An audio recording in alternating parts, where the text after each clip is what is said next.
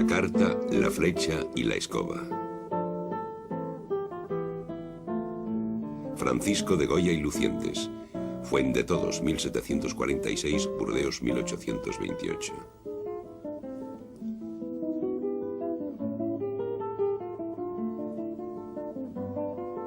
Las jóvenes, 1812-1814.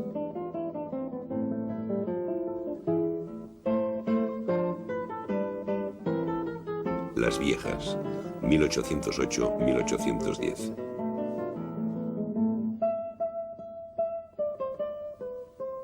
Museo de Bellas Artes, Lille.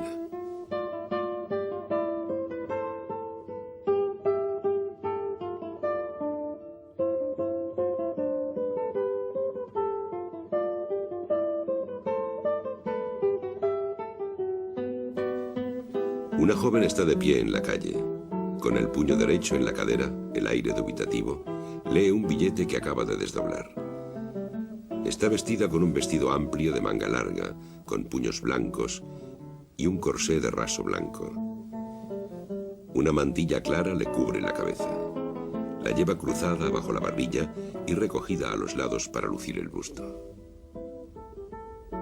Una criada, un poco retrasada, abre un parasol de color ocre amarillo. También viste de negro. Un perrito de lanas blanco, levantado sobre las patas de atrás, trata de llamar la atención de su ama ladrando. La escena se desarrolla en un paseo que bordea un lavadero o un arroyo. Unas lavanderas frotan la ropa y discuten.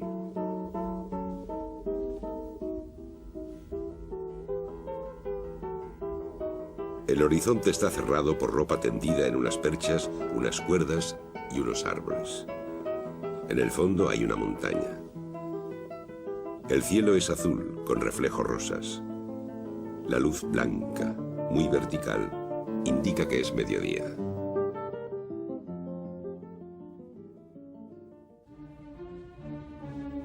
Una vieja está sentada en una silla.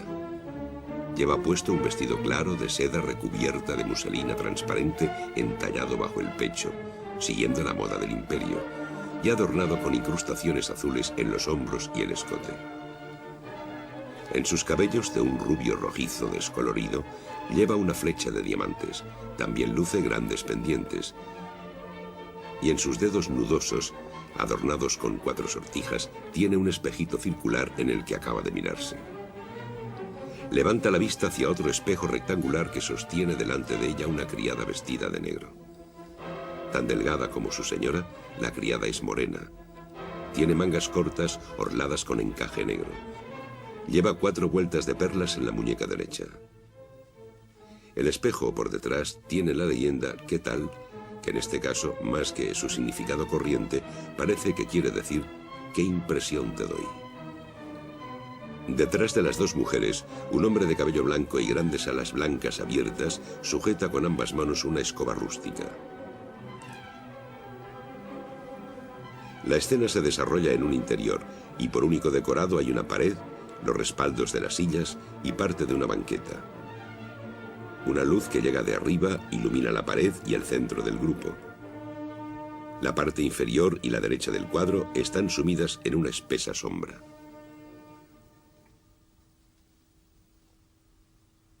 El primer cuadro ha tenido varios títulos: Mujeres de Madrid o Maja leyendo una carta.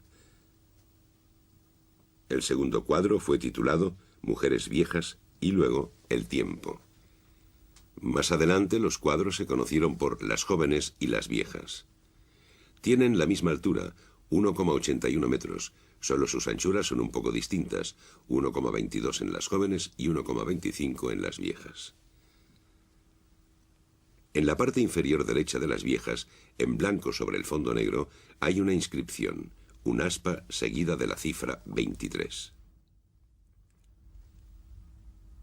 En 1812, al morir Josefa Bayeux, primera mujer de Goya, el pintor, que se había casado sin contrato, compartía con su hijo Francisco Javier todos los bienes de su casa de la madrileña calle Valverde. El hijo heredó unos cuadros, pero es probable que, siguiendo la costumbre, los dejara en casa de su padre. Pues bien, algunos títulos enumerados en el inventario notarial corresponden precisamente a los cuadros marcados con un aspa y una cifra. El aspa podría ser, pues, la letra X, inicial de Javier, que en esa época se escribía tanto con J como con X. Al igual que las viejas, marcado con X23, la Maja y la Celestina lleva el número X24 y el Lazarillo de Tormes el X25. Esto indica que los cuadros fueron pintados antes del inventario de 1812.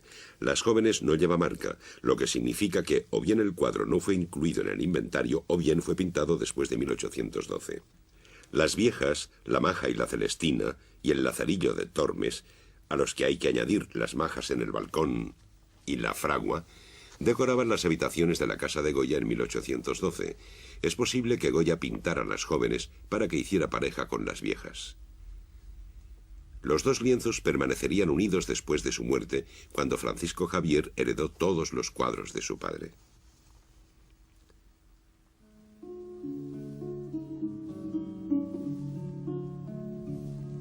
El Museo del Louvre poseía muy pocas pinturas españolas. El rey Luis Felipe le encargó al barón Taylor la misión secreta de formar un museo español. El barón, asesorado por pintores, recorrió España y compró Grecos, Velázquez, Zurbaranes y Murillos. Fue a ver a Javier Goya y le compró varias pinturas, entre ellas las jóvenes y las viejas. Cuando en 1838 se abrió la Galería Española del Museo del Louvre, ya se habían reunido 450 pinturas. Las jóvenes se expuso, mientras que las viejas quedó en reserva. 10 años después, proclamada la República, la colección le fue devuelta al rey destituido. Se puso a la venta en Christie's de Londres en 1853.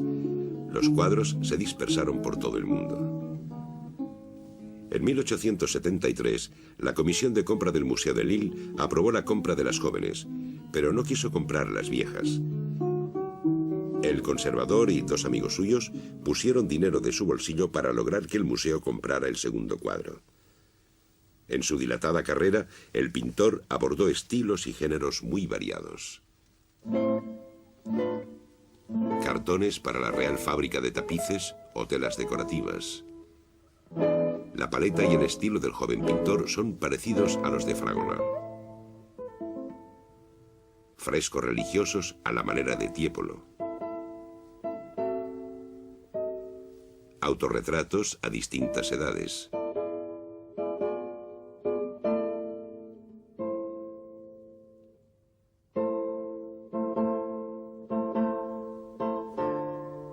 Retratos de amigos o de aristócratas, pintados cuando Goya era pintor de cámara del rey.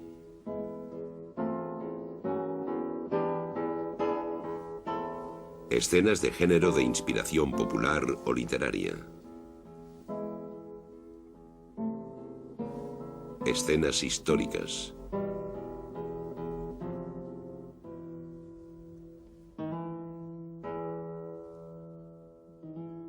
Pinturas negras de la Quinta del Sordo.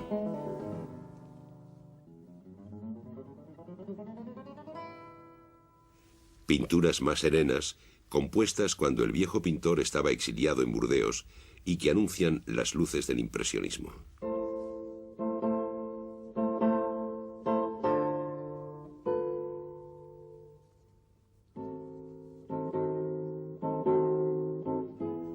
A estos cuadros muy numerosos hay que añadir los dibujos y las series de grabados. Los Caprichos, publicados en 1799 y retirados enseguida de la venta, sin duda por orden de la Inquisición. Los desastres de la guerra. La tauromaquia. Los disparates, grabados enigmáticos que enlazan con los caprichos. En las jóvenes, la factura es muy nueva. Solo el perro y el personaje principal están tratados con precisión. La criada, en la sombra colorida del parasol, apenas está esbozada.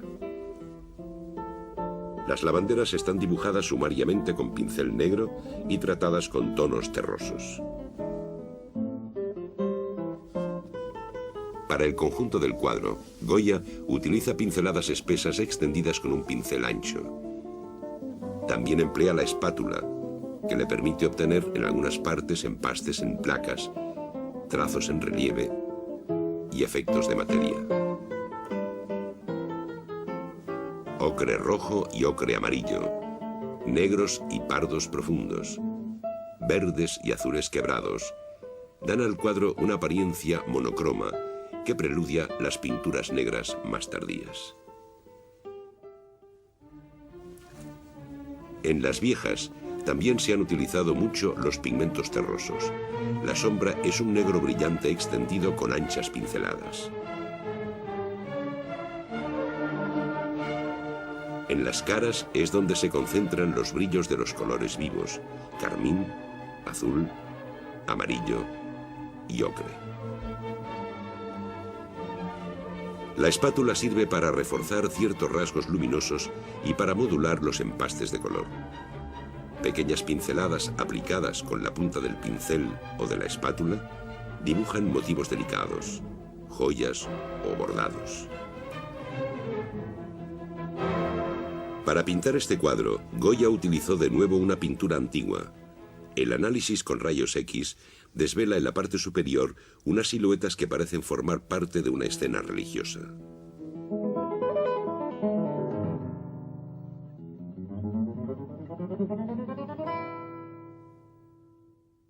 En Las Jóvenes, Goya pinta una maja y su criada. A finales del siglo XVIII, la palabra majo y su femenino maja designaban a los individuos de los barrios bajos madrileños. Majos y majas se distinguían por su manera de hablar desenfadada, por su actitud desenvuelta, a veces provocadora. Las majas llevaban un traje tradicional negro con mantilla. Puede que un pretendiente acabe de deslizar furtivamente un billete amoroso entre las manos de la joven paseante. Al tiempo que hace alusión a un tema literario corriente en el siglo XVIII, Goya aborda en esta escenificación ligera el tema de la carta, frecuente en la historia de la pintura. A Goya le gustaba pintar mujeres bonitas. Algunas posaron para él vestidas de majas, con mantilla, como la duquesa de Alba, con la que Goya estuvo relacionado durante varios años. O Mariana Wallstein, condesa de Santa Cruz. La propia reina María Luisa le pidió a Goya que la retratara vestida de maja con mantilla. Otros cuadros tienen una inspiración más novelesca. Majas en el balcón. Dos jóvenes escotadas y sonrientes, y detrás de ellas, en las sombras, unos discretos conspiradores.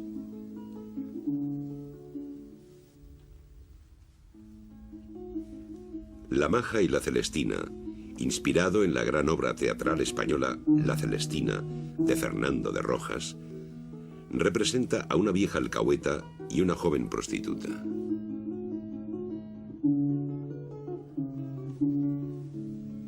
Pero Las Jóvenes no es solo la ilustración de una plácida escena callejera.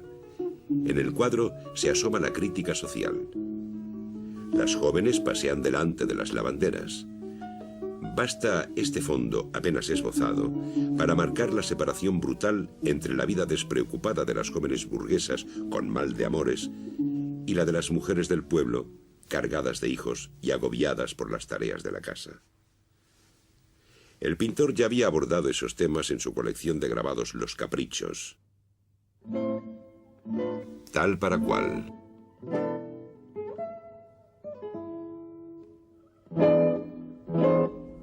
Nadie se conoce.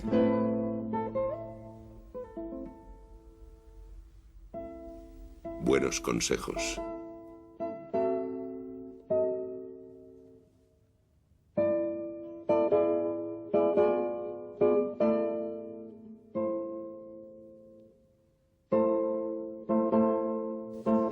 La sátira social es corrosiva. En un mundo sin piedad, las mujeres jóvenes solo piensan en seducir y las viejas en servir de alcahuetas.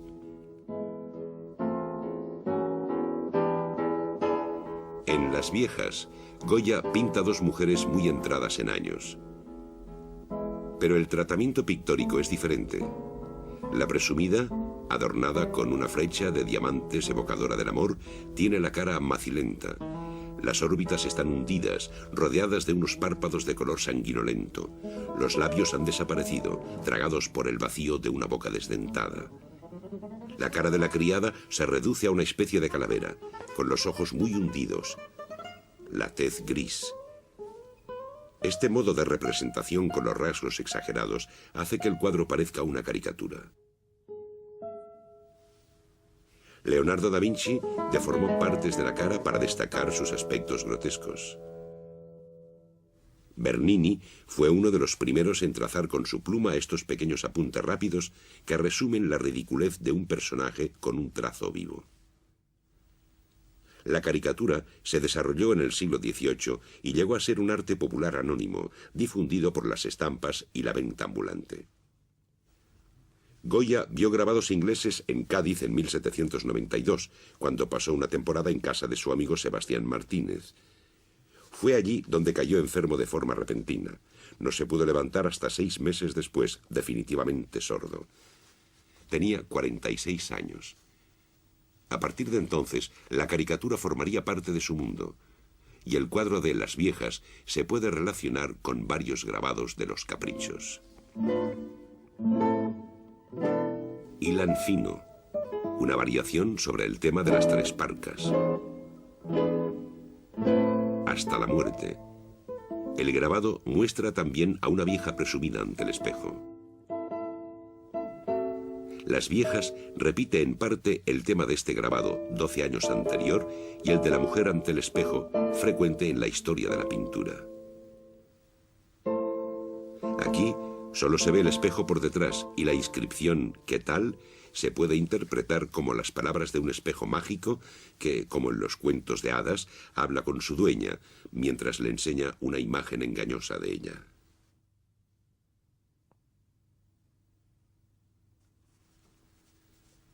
Goya sitúa en el cuadro otra figura alegórica, el tiempo. Pero también ella está caricaturizada, pues en lugar de la guadaña tradicional, el pintor ha colocado una vieja escoba en manos del personaje. Y la escoba remite a otras imágenes muy presentes en su obra, las de la brujería.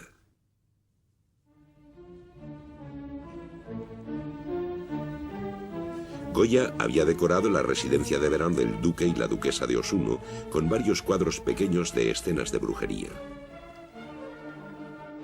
El pintor compartía las ideas de sus amigos ilustrados, liberales reformistas, que trataban de introducir en España el espíritu de las luces. Para ellos la brujería, muy extendida en todas las provincias, era una superstición nefasta, exacerbada por la represión brutal de la Inquisición.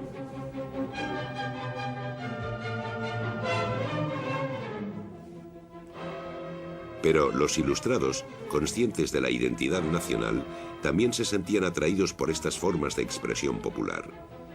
El propio Goya, aunque trabajara con un espíritu de crítica social, experimentó esta fascinación. Previno contra sus peligros en la famosa fórmula: el sueño de la razón produce monstruos. Las pesadillas que el propio pintor debió de tener durante su enfermedad mutiladora, quizá una forma de meningitis, sin duda agudizaron su interés por esas imágenes mentales que hasta el espíritu más razonable puede producir sin comprender nunca cómo han podido surgir. Y da a sus 2 viejas, con sus rasgos profundamente marcados, el rictus, el aspecto diabólico de 2 brujas.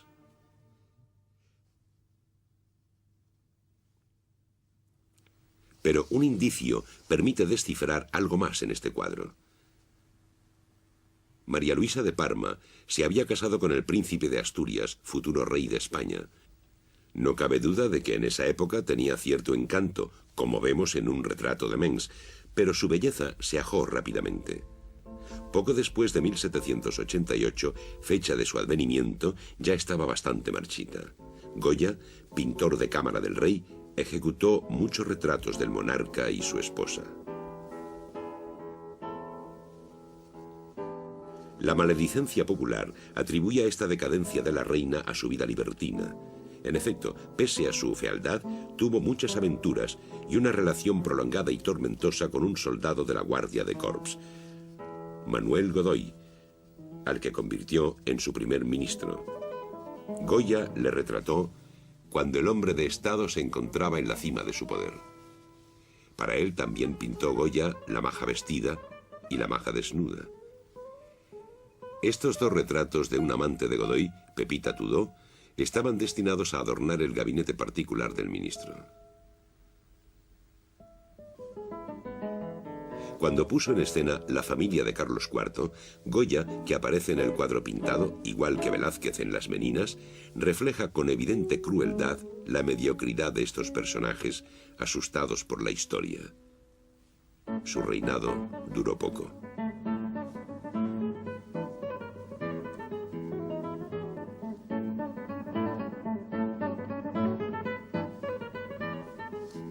La reina lleva en el pelo una flecha de diamantes que le ha regalado su amante Manuel Godoy. La infanta María Isabel lleva la misma flecha. Puede tratarse de una sutil alusión a su bastardía.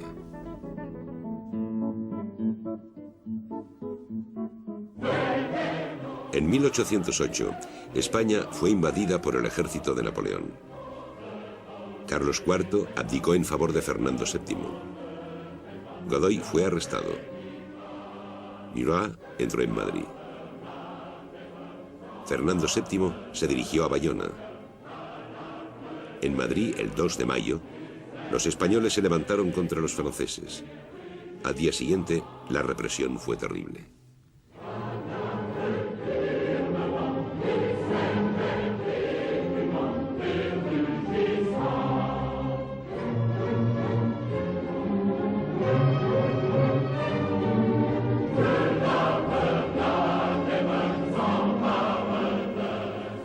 Diez años después, Goya resumió estas dos jornadas históricas en dos cuadros: la carga de los mamelucos en la Puerta del Sol y los fusilamientos del 3 de mayo. Para los ilustrados amigos de Goya, el imperio napoleónico representaba los principios de la Revolución Francesa frente a las ideas aún atrasadas de los Borbones. El pintor prestó juramento a José Bonaparte, nombrado rey de España. Pero en 1810 empezó la guerrilla. Emboscadas, fusilamientos, violaciones, torturas, matanzas, escenas de un salvajismo increíble de las que a veces es testigo el propio pintor y que inspiran una nueva serie de grabados, Los desastres de la guerra. José Bonaparte huyó en 1813 y Fernando VII regresó a España.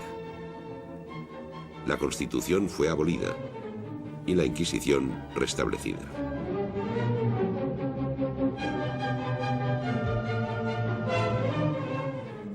Las Viejas fue pintado entre 1810 y 1812, durante la guerra, en un momento en que arreciaban las epidemias y el hambre.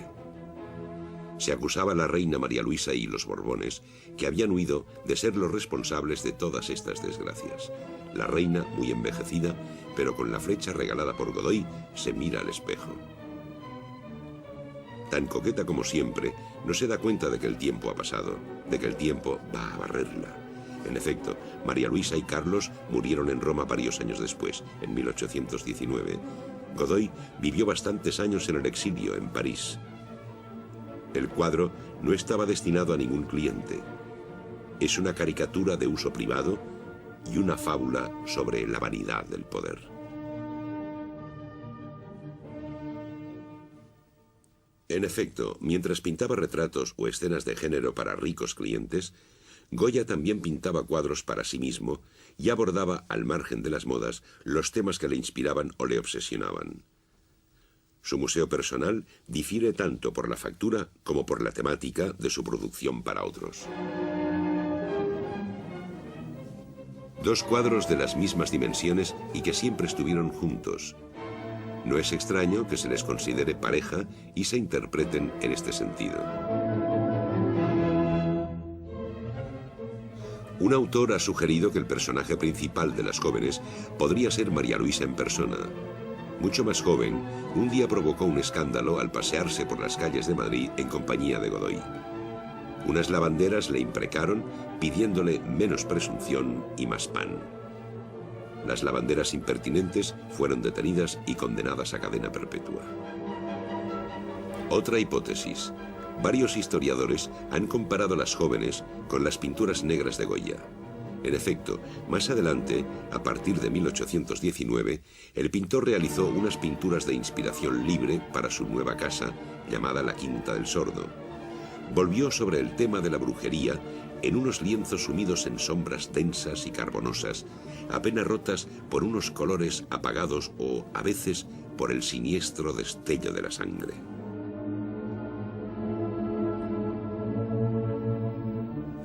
Entre todas estas figuras enigmáticas aparece una mujer joven y pensativa, llamada La Manola. Probablemente se trate de Leocadia Weiss. Goya la conoció en 1812, poco después de la muerte de su mujer. Pasó con ella el resto de su vida.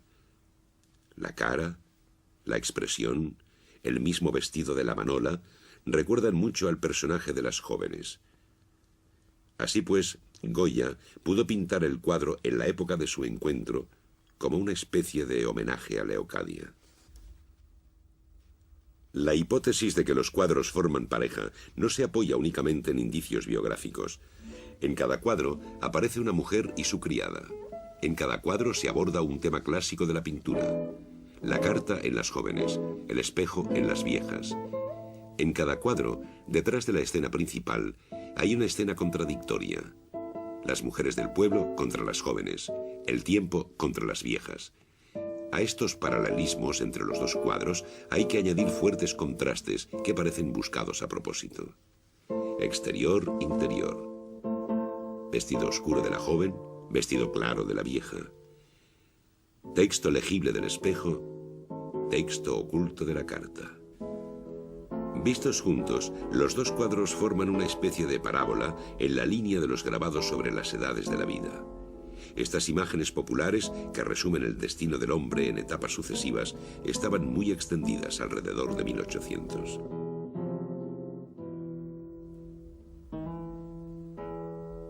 Goya también se inspiró en ellas.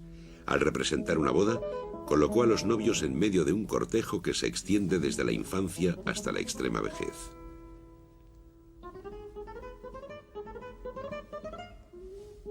Pero si tenemos en cuenta que las viejas son anteriores, es posible imaginar que Goya pudo darle la vuelta a la parábola y presentarnos los lienzos en orden inverso.